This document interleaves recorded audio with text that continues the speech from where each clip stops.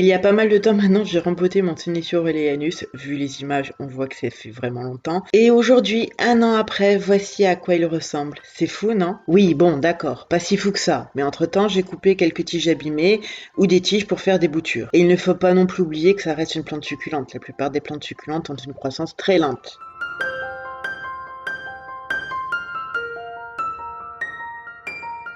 Et bienvenue dans cette nouvelle vidéo. Comme vous l'avez compris, on va rempoter mon Senecio Rolleyanus. En fait, c'est le même principe que tous les autres Senecios qui ont la même forme. J'adore, ce sont des plantes particulières que j'aime beaucoup.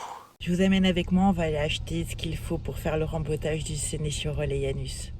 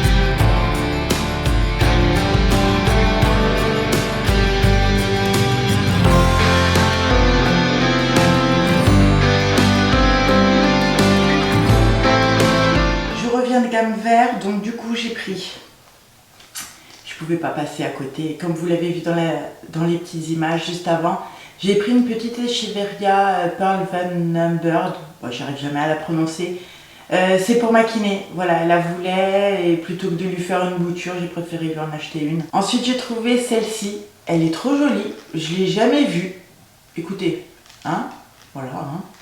Je les ai payées 3,90 € l'une, elles sont assez chères quand même. Mais ça va, elles sont en assez bon état. Et puis celle-ci, la petite poilue. Voilà. Quand j'achète en jardinerie, il n'y a jamais les noms de toute façon. Mais bon.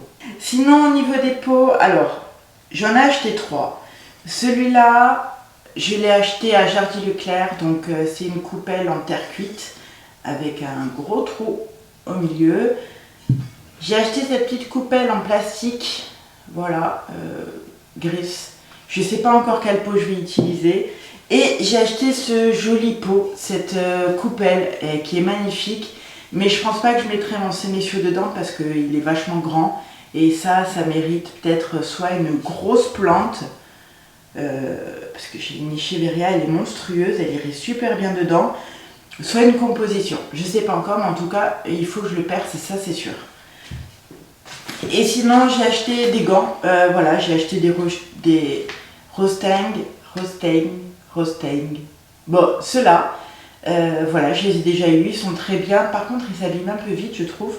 Du coup, je vais essayer les Black Fox. J'ai jamais essayé. Ils sont légèrement plus épais. Moi, je les aime bien fins, en fait. On verra. Voilà, on verra. Du coup, la prochaine séquence, on se voit pour rempoter le Senecio.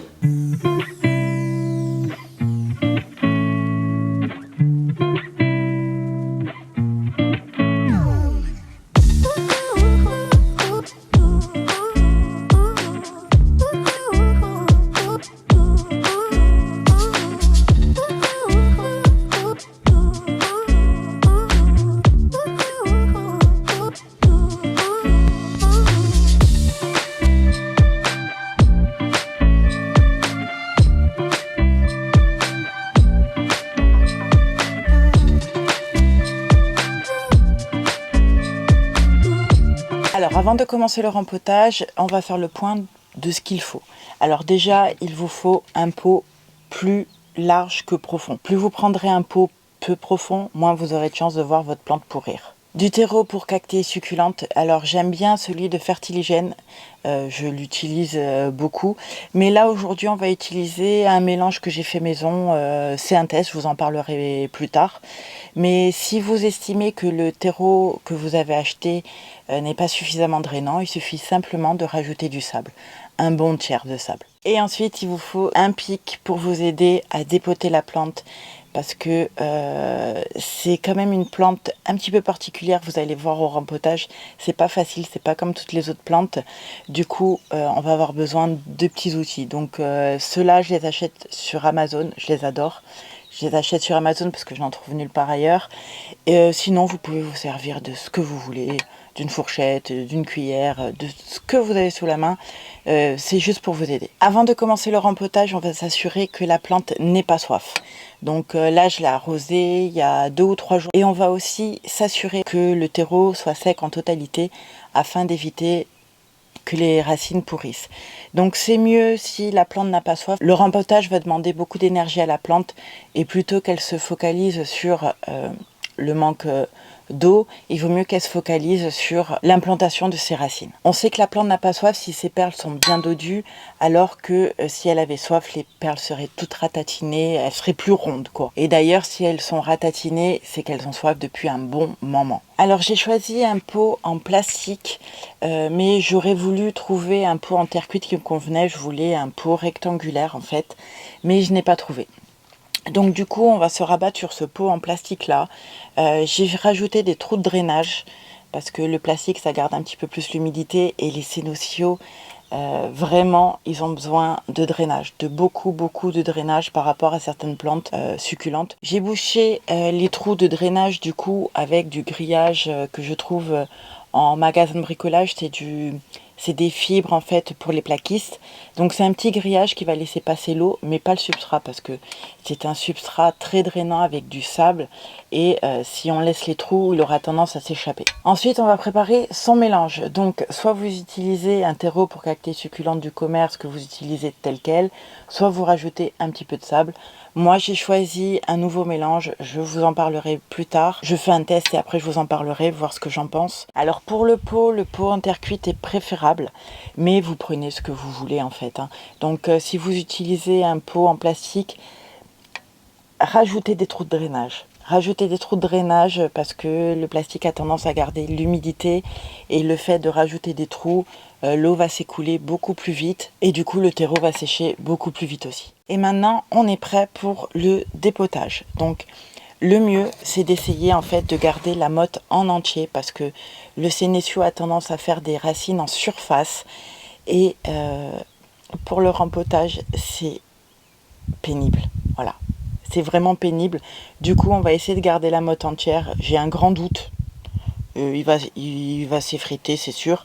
Mais on va essayer quand même. Donc, comme je vous disais, on va essayer de garder la motte entière. Mais j'ai un grand doute. Donc, on va essayer de décoller le substrat du pot.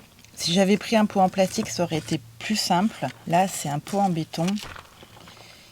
Et en général, c'est un peu comme les pots en terre cuite.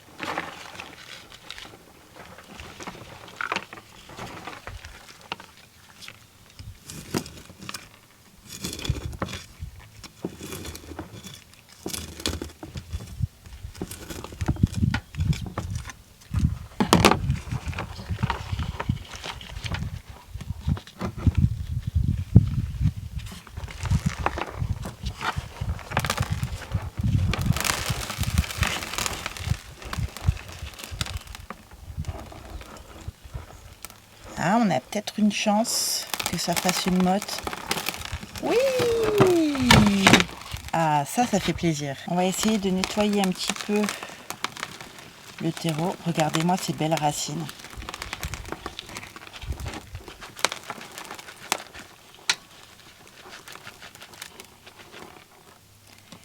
Et ensuite, on va le placer simplement là-dedans. Alors, je vais le rapprocher du bord parce que je veux qu'elle tombe. Je vais rajouter un petit peu de terreau.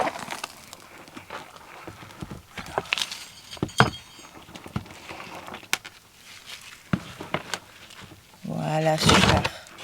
Ah, je suis contente. On comble tous les trous. On tasse un petit peu.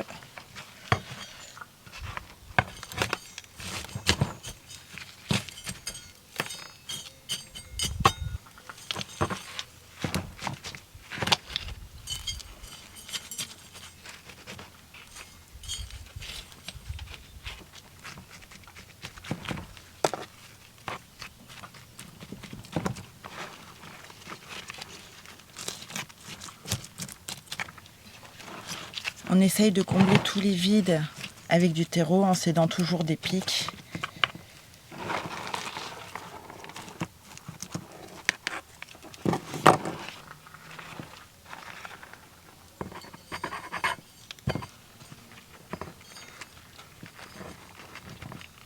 Voilà, c'est quand même une plante pénible à rempoter, hein. C'est pas comme une Echeveria ou une plante avec une seule tige. Ça, c'est assez compliqué. C'est plein de petits départs.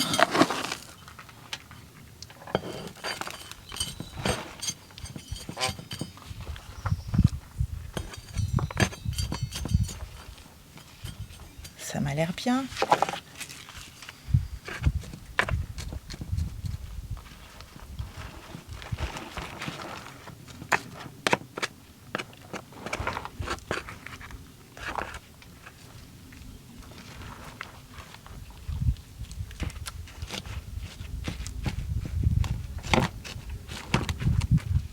Voilà, donc le rempotage est terminé. Je vous ai donné toutes les clés pour une bonne réussite. Là, en ce qui concerne l'arrosage, en fait, on va attendre une bonne petite semaine avant d'arroser, le temps que les racines se mettent en place. Et puis après, c'est reparti. En plus, on arrive là à la fin. Là, on est à la fin de l'été. Du coup, sa croissance va repartir parce que c'est une plante qui est en dormance l'été. Et c'est une plante qui pousse beaucoup l'hiver. Donc voilà, écoutez, cette vidéo est terminée. J'espère qu'elle vous a plu, qu'elle pourra vous aider.